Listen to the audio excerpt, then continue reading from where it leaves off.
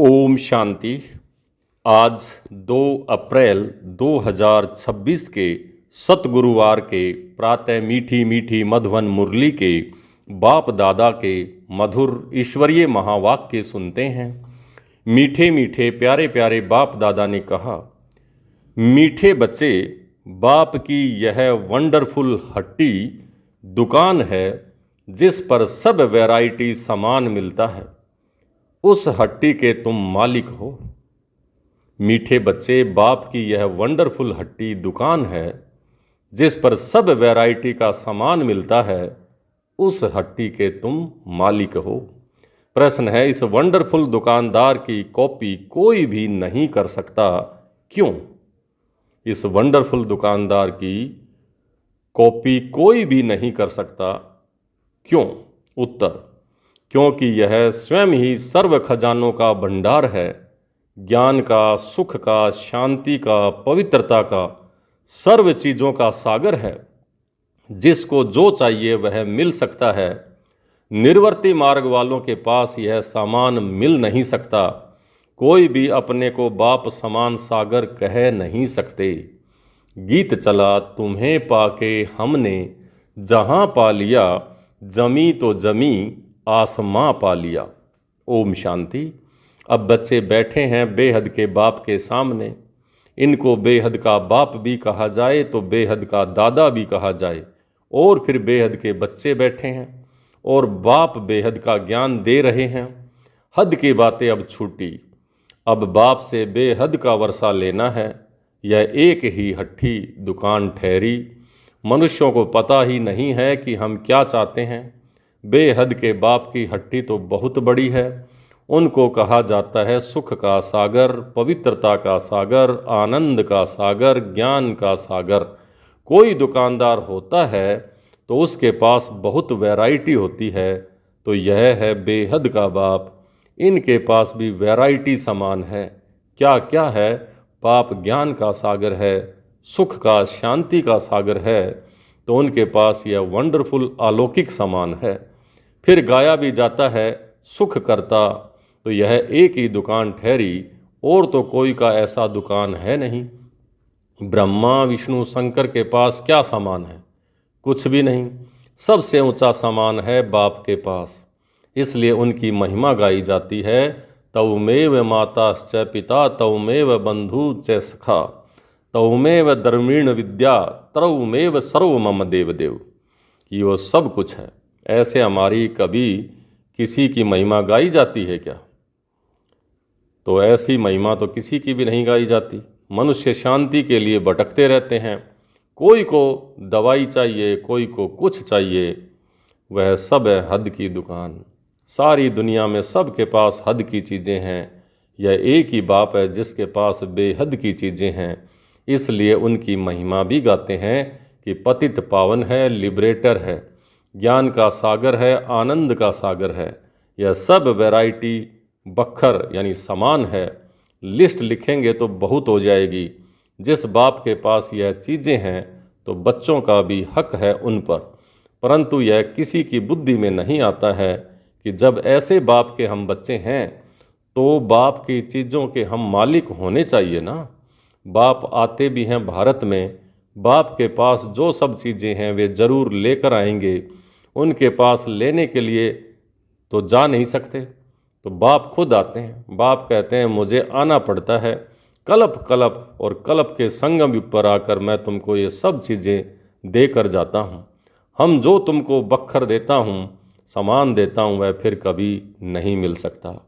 आधा कल्प के लिए तुम्हारे भंडारे भर जाते हैं। ऐसी कोई अप्राप्त वस्तु नहीं रहती जिसके लिए तुम्हें पुकारना पड़े। ड्रामा प्लान अनुसार तुम सब वर्षा लेकर फिर धीरे धीरे सीढ़ी उतरते हो। पुनर्जन्म भी जरूर लेना पड़े। 84 जन्म भी लेना है। 84 का चक्र कहते हैं, परंतु अर्थ नहीं समझते। 84 के बदले 84 लाख जन्म कह देते हैं। माया भूल करवा देती है। यह अभी तुम समझते हो, फिर तो यह सब भूल जाएंगे। इस समय बखर लेते हैं सतयुग में राजाई करने के लिए, परंतु उन्हों को यह पता नहीं रहता है कि यह राजाई हमको किसने दी। लक्ष्मी नारायण को पता नहीं होगा। लक्ष्मी नारायण का राज्य कब था, स्वर्ग के सुख गाए भी जाते हैं, सब किस्म के सुख होते हैं, तो इससे जास्ती कोई सुख होता नहीं, फिर वह सुख भी प्राय लोप हो जाता है। आधा कल्प के बाद रावण आकर सब सुख छीन लेता है। किसी को गुस्सा करते हैं तो कहते हैं तेरी कला काया ही खत्म हो गई है। तुम भी जो सर्वगुण संपन्न 16 कला संपूर्ण निर्विकारी थे, वो कलाएं सब अब खत्म हो गई हैं। एक बाप के सिवाय और कोई की इतनी महिमा नहीं है। कहते हैं ना, पैसा हो तो लाड़काना घूम करके आओ। तुम विचार करो कि स्वर्ग में कितना अकिचार धन माल था, अभी वह थोड़े ही है, सब गुम हो जाता है। धर्म भ्रष्ट कर्म भ्रष्ट बन जाते हैं तो धन माल भी गुम हो जाता है, फिर नीचे गिरने लग पड़ते हैं। बाप समझाते हैं तुमको इतना धन दिया, तुमको हीरे जैसा बनाया, फिर तुमने धन माल कहाँ गंवा दिया। अब फिर बाप कहते हैं कि अपना वर्षा पुरुषार्थ करके ले लो।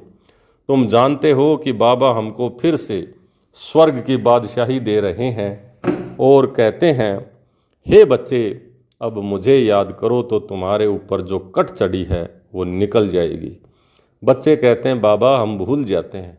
यह क्या, कन्या जब शादी कराती है तो पति को कभी भूलती है क्या?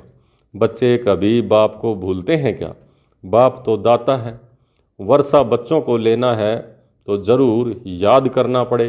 बाप समझाते हैं, मीठे मीठे सीख लिदे बच्चे, याद की यात्रा में रहेंगे तो विक्रम विनाश होंगे, और कोई उपाय नहीं है।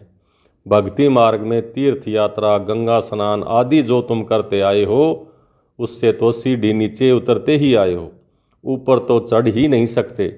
लो नियम नहीं कहता, सबकी उतरती कला ही है। यह जो कहते हैं कि फलाना मुक्ति में गया, यह झूठ बोलते हैं, वापिस बीच में कोई जा नहीं सकते। बाबा आया है तुमको 16 कला संपूर्ण बनाने। तुम ही गाते थे कि मुझ निर्गुण हारे में कोई गुण नाही, आपे ही तरस परो। तभी तुम जानते हो कि बाप गुणवान बनाने आते हैं। हम ही गुणवान पूज्य थे, हमने वर्षा लिया था, 5000 वर्ष हुए। बाप भी कहते हैं कि तुमको वर्षा देकर गए थे। शिव जयंती, रक्षाबंधन, दशहरा आदि तुम मनाते भी हो, फिर भी कुछ समझते नहीं हैं, सब कुछ भूल जाते हैं। फिर बाप आकर याद दिलाते हैं, तुम ही थे, फिर तुम राज्य भाग्य तुमने गंवाया। बाप समझाते हैं, अब यह सारी दुनिया पुरानी हो गई, जड़ी भूत हो गई है।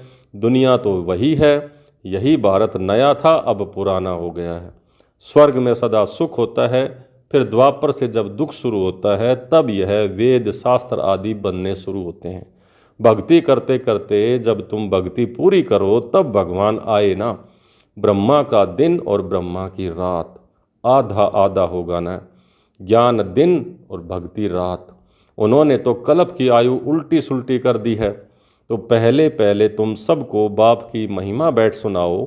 बाप ज्ञान का सागर, शांति का सागर है। श्री कृष्ण को थोड़े ही कहेंगे, निराकार पतित पावन सुख का सागर कृष्ण नहीं, उनकी महिमा ही अलग है, रात दिन का फर्क है।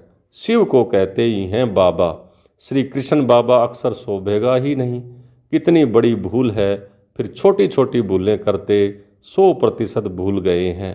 बाप कहते हैं, सन्यासियों से कभी यह सौदा मिल न सके, वह हैं ही निर्वर्ती मार्ग के, तुम हो प्रवर्ती मार्ग वाले। तुम संपूर्ण निर्विकारी थे, वॉइसलेस पवित्र वर्ल्ड थी, यह है विशेष पतित वर्ल्ड। फिर कहते हैं, क्या सतयुग में बच्चे पैदा नहीं होते? वहाँ भी तो विकार था। अरे वो है ही संपूर्ण निर्विकारी दुनिया, वहाँ विकार होते ही नहीं। संपूर्ण निर्विकारी फिर विकारी हो कैसे सकते? फिर सतयुग में सब इतने मनुष्य हों, ये कैसे हो सकता है? तो वहाँ इतने मनुष्य थोड़े होते हैं, वो भी योग बल से। भारत के सिवाय और कोई खंड नहीं होंगे। वह कहते भी हैं, हम मान नहीं सकते। दुनिया तो सदैव भरी हुई रहती है, कुछ भी समझते नहीं। बाप समझाते हैं कि भारत गोल्डन एज था, अब तो आयरन एज पत्थर बुद्धि हैं। अब तुम बच्चों ने ड्रामा को समझ लिया है। गांधी आदि सब राम राज्य चाहते थे, परंतु दिखाते हैं कि महाभारत लड़ाई लगी, बस फिर खेल खत्म। फिर क्या हुआ, कुछ भी दिखाया नहीं है महाभारत में। तो बाप बैठ यह समझाते हैं कि यह तो बिल्कुल सहज बात है। शिव जयंती मनाते हैं तो ज़रूर शिव बाबा आते हैं, वह है हेवनली गॉड फादर, तो ज़रूर हेवन के गेट खोलने आएंगे। आएंगे भी तब जब हेल नर्क होगा। हेवन के द्वार खोल हेल के बंद कर देंगे। हेवन के द्वार खुलें तो ज़रूर सब हेवन में ही जाएंगे। यह बातें कोई डिफ़िकल्ट नहीं है। महिमा सिर्फ एक बाप की है, शिव बाबा की एक ही हट्टी है, वह है बेहद का बाप। बेहद के बाप द्वारा भारत को स्वर्ग का सुख मिलता है।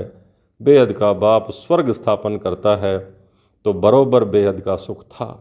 फिर हम हेल में क्यों पड़े हैं, यह कोई भी नहीं जानते। बाप समझाते हैं कि तुम ही थे, फिर तुम ही गिरे हो। देवताओं को ही 84 जन्म लेने पड़ते हैं, अभी आकर के पतित बने हैं, उनको ही फिर पावन बनना है। बाप का भी जन्म है तो रावण का भी जन्म होता है, यह किसी को भी पता नहीं है। कोई से भी पूछो तो रावण को कब से जलाते हो, कहेंगे वह तो अनादि चलता आता है। यह सब राज अब बाप बैठ समझाते हैं। उस बाप की एक ही हट्टी की महिमा है। सुख शांति पवित्रता मनुष्य से मनुष्य को नहीं मिल सकती। सिर्फ एक को थोड़े ही शांति मिली थी। यह भी झूठ बोलते हैं कि फलाने से शांति मिली। अरे शांति तो मिलनी है शांति धाम में। यहाँ तो एक को भी शांति होगी, फिर दूसरा अशांत करेंगे तो उसकी शांति भी रह न सके। सुख शांति पवित्रता सब चीज़ों का व्यापारी एक ही शिव बाबा है। उनसे कोई आकर व्यापार करे, उनको कहा ही जाता है सौदागर, जादूगर, पवित्रता का सागर। सुख शांति संपत्ति सब कुछ उनके पास है। अप्राप्त कोई वस्तु नहीं। स्वर्ग का तुम राज्य पाते हो। बाप तो देने के लिए आए हैं, लेने वाले लेते लेते थक जाते हैं। मैं आता ही हूँ देने के लिए और तुम ठंडे पड़ जाते हो लेने में। तो बच्चे कहते हैं बाबा माया के तूफान आते हैं। हाँ, पद भी बहुत ऊंचा पाना है, स्वर्ग के मालिक बनते हो, यह कम बात है क्या। तो मेहनत करनी है, श्रीमत पर चलते रहो। बखर जो मिलता है, जो सामग्री मिलती है, वह फिर औरों को भी देना पड़े, दान करना पड़े। पवित्र बनाना है तो 5 विकारों को दान जरूर देना है। मेहनत करनी है, बाप को याद करना है, तब ही कट उतरेगी। मुख्य है याद। प्रतिज्ञा बल करो कि बाबा हम विकार में कभी नहीं जाएंगे, किसी पर क्रोध नहीं करेंगे, परंतु याद में जरूर रहना है, नहीं तो इतने पाप कैसे विनाश होंगे। बाकी नॉलेज तो बड़ी सहज है।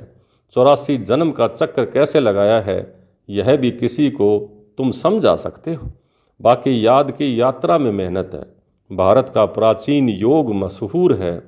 क्या ज्ञान देते हैं, मन मना भवै, अर्थात मन ही मन मुझे याद करो, मामे कम याद करो तो तुम्हारे विक्रम विनाश होंगे। तुम गाते भी थे कि आप जब आएंगे तो और संग तोड़ एक संग जोड़ेंगे।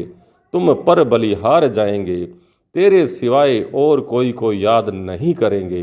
ये प्रतिज्ञा की है, फिर भूल क्यों जाते हो। कहते भी हैं हथ कारडे दिल यारडे, हाथ काम में दिल भगवान में।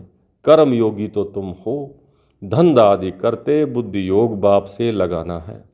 मासूक बाप खुद कहते हैं तुम आशिकों ने आधा कल्प मुझे याद किया है, अब मैं आया हूँ मुझे याद करो।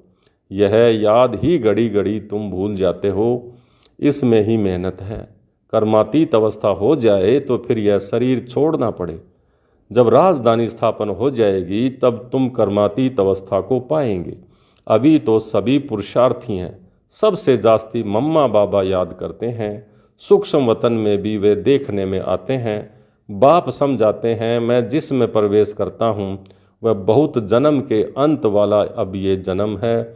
वह भी पुरुषार्थ कर रहे हैं। कर्मातीत अवस्था में अभी कोई पहुँच नहीं सकते। कर्मातीत अवस्था आ जाए तो फिर यह शरीर रह नहीं सकता। बाबा तो बहुत अच्छी रीति समझाते हैं, अब समझाने वालों की बुद्धि पर है। हेवनली गॉड फादर एक ही है, उनके पास ही ज्ञान का सारा बखर है। वही जादूगर है और कोई से सुख शांति पवित्रता का वर्षा मिल न सके। बाप बहुत अच्छी रीति समझाते हैं, बच्चों को धारण कर और धारण कराना है। जितना धारणा करते हैं उतना वर्षा लेते हैं। दिन प्रतिदिन बहुत तरावटी माल मिलता है। लक्ष्मी नारायण देखो कितने मीठे हैं, उन जैसा मीठा बनना चाहिए। अच्छा, मीठे मीठे सिकली दे बच्चों प्रति मात पिता बाप दादा का याद प्यार और गुड मॉर्निंग। रूहानी बाप की रूहानी बच्चों को नमस्ते। और कोई भी सत्संग में ऐसे कहते हैं क्या? यह हमारी बिल्कुल ही नई भाषा है जिसको स्पिरिचुअल नॉलेज कहा जाता है। अच्छा, हम बच्चों की भी बाप दादा को बहुत बहुत याद प्यार, गुड मॉर्निंग और नमस्ते। नमस्ते मीठे बाबा, बहुत बहुत शुक्रिया आपका। धारणा के लिए मुख्य सार पहला, बाप द्वारा जो सुख शांति पवित्रता का बख्तर सामान मिला है वह सबको देना है। पहले विकारों का दान दे पवित्र बनना है, फिर अविनाशी ज्ञान धन का दान करना है। दूसरा, देवताओं जैसा मीठा बनना है। जो बाप दादा से प्रतिज्ञा की है उसे सदा याद रखना है और बाप की याद में रहकर विक्रम भी विनाश करने हैं।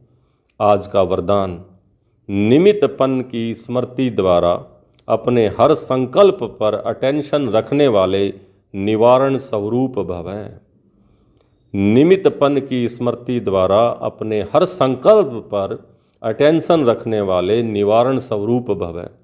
निमित्त बनी हुई आत्माओं पर सभी की नज़र होती है, इसलिए निमित्त बनने वालों को विशेष अपने ऊपर हर संकल्प पर अटेंशन रखना पड़े।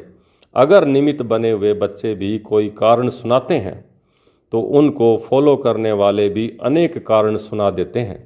अगर निमित्त बनने वालों में कोई कमी है तो वह छिप नहीं सकती, इसलिए विशेष अपने संकल्प, वाणी और कर्म पर अटेंशन दें। निवारण स्वरूप बनो।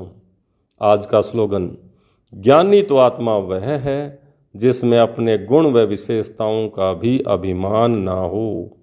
ज्ञानी तो आत्मा वह है जिसमें अपने गुण व विशेषताओं का भी अभिमान न हो। ये अव्यक्त इशारे। महान बनने के लिए मधुरता और नम्रता का गुण धारण करो। मधुरता का गुण जीवन में तब आएगा जब अपनी व दूसरे की बीती को न देख अंदर के संस्कारों को सरल व नम्र चित्त बनाएंगे। सरल चित्त आत्मा का गुण है ही मधुरता। उनके नैनों से मधुरता, मुख से मधुरता और चलन से मधुरता प्रत्यक्ष रूप में देखने में आती है। मधुरता और नम्रता, इन दो विशेष धारणाओं से सदा विश्व कल्याणकारी, महादानी, वरदानी बन जाएंगे और सहज ही स्नेह का सबूत दे सकेंगे। अच्छा, ओम शांति।